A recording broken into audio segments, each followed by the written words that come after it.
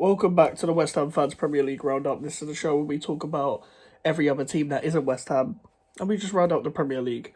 I am Mike's. Make sure to subscribe. We are on the road to 200 subscribers, and like the video if you do eventually enjoy this video. Lot to talk about. Let's start with the North London derby. The North London derby was interesting, very interesting. I actually recorded the game so I could watch it after the Liverpool-West Ham game. After trying to get the link to work for West Ham Liverpool, but I ended up watching it without knowing the score, and fair play to Tottenham because both teams seemed to cancel each other out first 20 minutes. I thought someone like James Maddison maybe didn't start well, and then he rose not just with the 2 assists, but just in general play. I think it was always going to be interesting to see the midfield battle because Pape Matar Sarr needed to be the guy that went under the radar and to see if he could pull out a mad performance. And it was lost in the midfield battle because when Declan Rice came off of injury, I don't know whether Fabio Vieira was injured as well, but obviously we know how bad Kai Havertz is. He's not good at anything. And Jorginho can control play at times, but once you press him, it's done.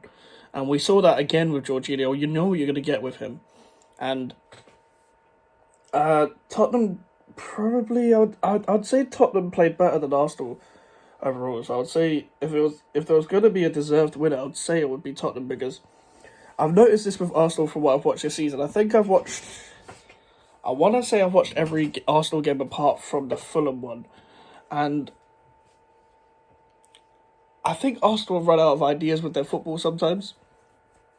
A lot of it has become not exciting anymore. I don't know whether that's because Jesus is not starting up front anymore, but and it doesn't have to be exciting, but it just becomes like a bit one-dimensional where you just pass it sideways, then cross the ball, then it goes nowhere. That's what I feel Arsenal have been doing with their football. It's a lot of Saka, Martinelli, please just cross the ball. And there's not really anyone with height apart from Kai Havertz that usually plays in the team anyway. And if you look at the performances of Jesus and Nketiah, I thought Jesus was okay, and I thought Nketiah was couldn't really get into the game. Didn't really think either striker got much service anyway. I didn't think Saka played the best. And if you look at, especially Jesus and Nketiah, especially with Jesus' chance, I think everyone's noticing now that Arsenal probably needed another striker. And Ivan Toney's probably the perfect striker for Arsenal. And if they get him, it would generally be a magnificent signing again. And Arsenal have been done very well with their signings, apart from Havertz, in my opinion. And I think overall, Arsenal will rightly so make it feel like it was a loss, because Tottenham at home for them is cash money for them. I think they drew 2-2 when there was Emery versus Poch, and they both got sacked that season, 1920 season. I think that was the last time Tottenham got a point at the Emirates, and apparently Tottenham have only won once in 30 visits at Arsenal's ground, so Emirates and Highbury, that includes as well. And you can see that everyone was saying about Arsenal will batter Tottenham, and you can see from how Ange Postecoglou is, if you can make your players play your style of football from the first game of pre-season, and you're playing this well, you started unbeaten, and you're playing nice football at the Emirates, you're playing brave, then it just proves that how good Ange Postecoglou is, and there's not a bad word to say about the guy. I don't think anyone has a bad word to say about him, not even me, because when there was the rumours of, these journalists like to link managers with everyone, when it was like David Moyes was going to get sacked and Postecoglou was going to come in, I was all here for it, because in the old firm derbies I watched, I just see that he played very nice football. And it's a very good appointment. I think it's not a fancy name that everyone maybe would go for. It's not a young manager, but it's a manager that knows what the fuck he's doing. That's keeps rising league upon league, and he's proven it again with a test at Arsenal, and he's got another test for Liverpool. We'll see how James Maddison's injury is, and Liverpool are also unbeaten. I can see that being a draw, if I'm being completely honest. I don't see either team winning that game. Tottenham haven't played bad against Liverpool, though, in recent times. So we'll see what happens. But then again, there was also Conte against Klopp, so I don't know whether Postecoglou against Klopp, I don't know whether that would make a difference. It's not like Tottenham are like Bielsa's Leeds and they're just wide open, etc. But I genuinely just think that Postecoglou knows what he's doing, and you can see the game change when Maddison came off, and Maddison's very fucking good, man. He's a big game player. He showed Erdogan how to create properly. He's better than the Fernandezes that people like to give a lot of credit. So we'll come to Bruno Fernandes in this video. I would say outside of Man City, probably best midfielder in the league.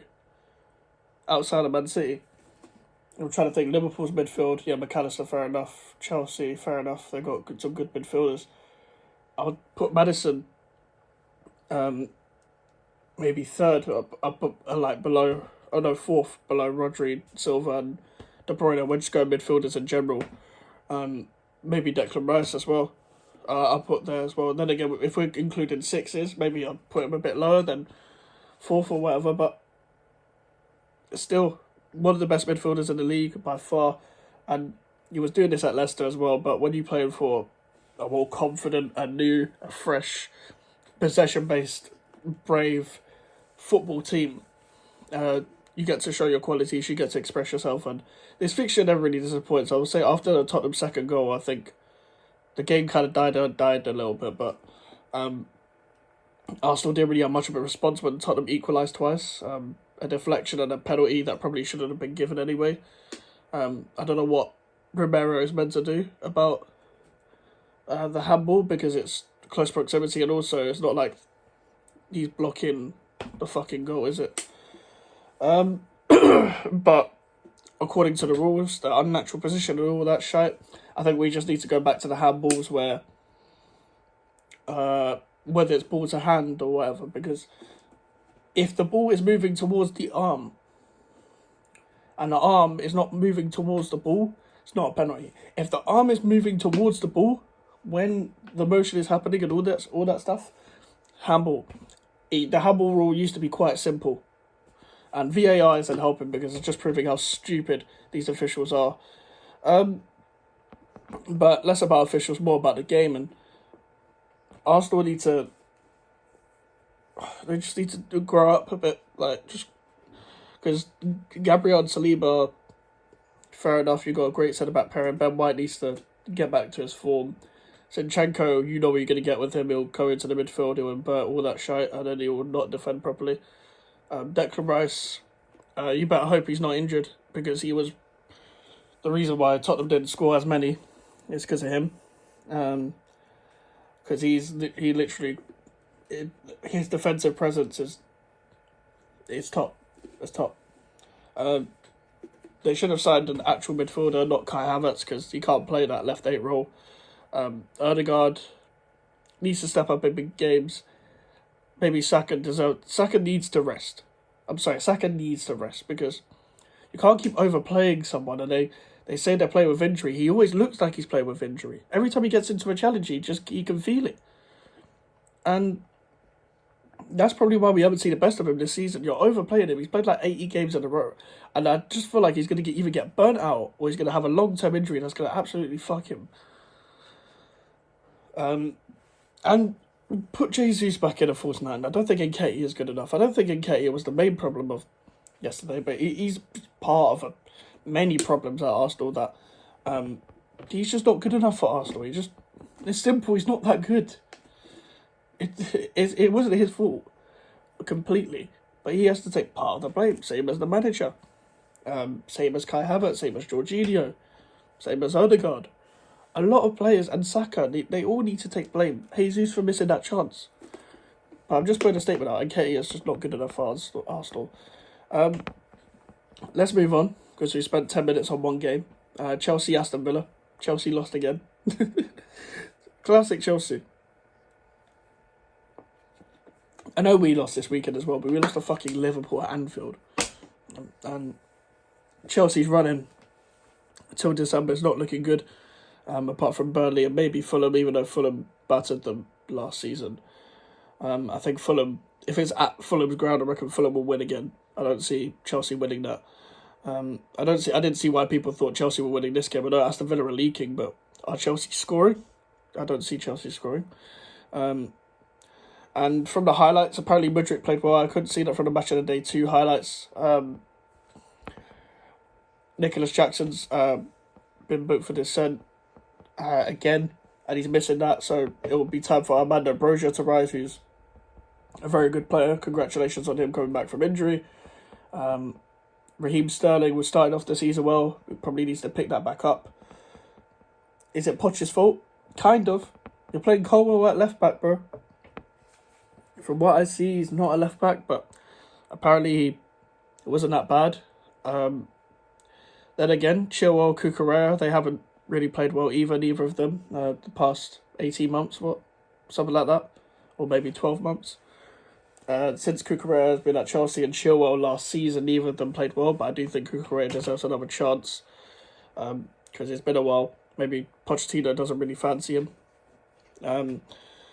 Ian Maatson, you've got a young, brilliant talent there. I don't know why you're not using him. I don't know why you sold Lewis Hall. There's a lot of weird decisions at Chelsea. I don't know why Gallagher's playing deep and Fernandes has played in the 10, even though Chelsea needed a defensive midfielder to unlock Enzo Fernandez, and they need balance from Caicedo and Enzo Fernandez, and yeah, that's not happening either, is it? They haven't done that either, and I don't know what's going on at Chelsea. Credit to Villa, they kept a clean sheet. Chelsea couldn't finish their chances, and they ended up scoring. I do think Robert Sanchez should do better with that, but apparently, well, I saw a couple of the saves, so he pretty much kept them in it. I don't rate Robert Sanchez, but he hasn't been bad ever since he's played for Chelsea. Malo Gusto got a red card, and it was deservedly so. You can even see on the replay of Trevor Chalobah's reaction in the background, behind the bench area, of his reaction. It literally follows through, and in this day and age, follow through matters. Even though it's a dangerous challenge, I don't think follow through should matter, because sometimes you can't control it. Sometimes there's momentum in tackles, and that's important to note. But that doesn't matter in football anymore, apparently. And yeah, Chelsea have lost again. I don't understand the hype when it comes to Chelsea fans being so excited all the time over people that don't score goals. It's as simple as that. Your attack doesn't score goals. Your defense has been that good. You've bought so many players. It takes time to gel. Chelsea's match-going fans are very ruthless. Chelsea's online fans are very trust the process kind of guys now. And I don't think Chelsea fans will ever get used to the trust the process kind of movement, because they've had Abramovich for so long, and he was ruthless, he was short-term, and he tried to win. And I don't think Chelsea are built for projects, even though that's what the owners have, and they've got so many young players. I don't know where Chelsea are going. I do regret putting them at 5th, even though I redid my predictions. I just thought one game a week, I'll just say it with chest.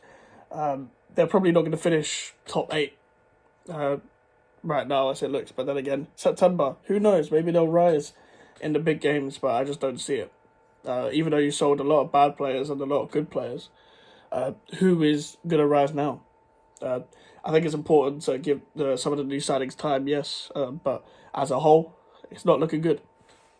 Let's move on. Let's get Burnley Man United out the way. Probably one of the worst games of the season to watch, because Burnley playing some nice stuff, but they don't have anyone up front that can shoot. I do think Burnley are getting better, but I do unfortunately think they will go down. I do think Company is a good manager, but I just don't think they're ruthless enough. I think unfortunately they got robbed at the City ground, and it is what it is. But yeah, man, I just don't think Burnley were good enough, and I think Johnny Evans and Bruno Fernandes did their job. Bruno Fernandes has that in him where he can strike the ball really well, can finish really well, and has a great final ball. My problem is that he's hyped up into this guy that a guy that he really is not, and I think Man United fans love to not criticise him because of how passionate he is and how much of a shithouse he is, because it's important to have a shithouse in your team, and Bruno Fernandes has a great strike on him, but in big games, again, does he ever rise? Not really. He can't control a game, he can't dictate a game, he just pings the ball for no reason and loses the ball, and United usually concede goals by that, and that's what's going to cost United from ever getting to major trophies and stuff like that. Again, another bad performance from Marcus Rashford that seems to go under the radar. With no one criticising him, I'm sure he'll go on a streak where he'll score 9 goals and never score again, and people will start complimenting him and then calling him all kinds of names, trying to put him in world-class brackets. These were the same Man United fans that tried to put Marcus Rashford as a contender for their captain. I've never seen Marcus Rashford to be a captain in my life. It's just putting more pressure on because he's the academy kid, the Manc born and bred, Man United through and through. It just puts more pressure on these kind of youngsters, and I've never understood that logic. But Man United squeezed through Burnley. Great ball from Johnny Evans and a fantastic finish from Bruno Fernandes. But if you're going to rely on moments, then it's looking more like Ole Gunnar Solskjaer kind of football. Just my opinion. Let's move on. We're going to talk about an absolute embarrassment. Sheffield United. What the fuck? What did I just watch? I had a recording of that game as well. I watched that game as well. I said after 3-0 that, this could be a 4-0, 5-0 job. I didn't expect it to be an 8-0. I was thinking, go for the record, try and get 10. Someone has to get beat 10-0 eventually. In the league. And we've seen Southampton 9-0 twice, but they had 10 men. Sheffield United had 11 men. They changed formation at half-time. I think they went to a diamond at half-time and they got even worse because they're so used to having 3 at the back. The communication between the defenders got worse. And they ended up going back to 3 at the back, so it didn't get as bad. And Newcastle did their job. Like, Newcastle did not start the season well, but they had tough fixtures. And that will give them confidence. And they will need to rise. They will need to, again, a couple players will need to gel in. And listen, Eddie Howe's a very good manager, and Sheffield United got absolutely flattened. And fair enough, Paul Heckingbottom has the support, but apparently there's more pressure on him. That came from the Tottenham game. I don't think it was the ref's fault this time, Paul Heckingbottom. I don't know whether I think he said in his interview on Match of the Day 2 that these results are coming or something like that. I don't know whether you expect to get battered 8-0 though.